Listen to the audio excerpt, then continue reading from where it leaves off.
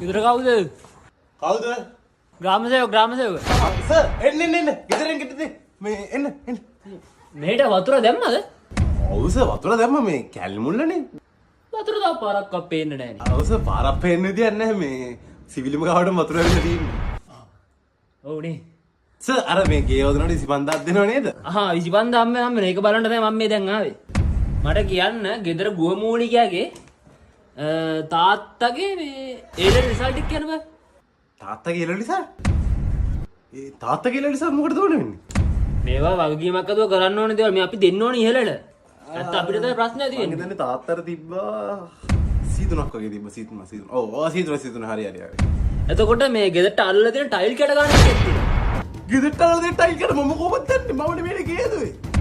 දැන් ඕගොල්ලන්ට සල්ලි දෙන්න ඕන නම් මේ තියෙන දේවල් මම අහන දේවල් වලට උත්තර දෙන්න. අය කියලා මොකදන්නේ?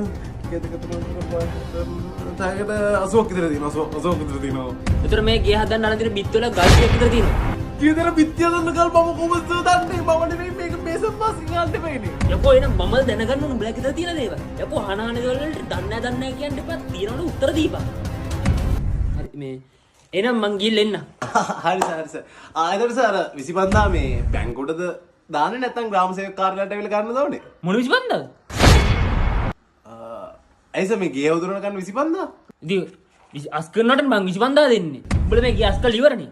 එක්ක මං එනකන් තියන්න ඕනේ. දවස් තුනක් තෝ වෙනකම් මඩේ ඉන්න කියලාද කියන්නේ? තොට මම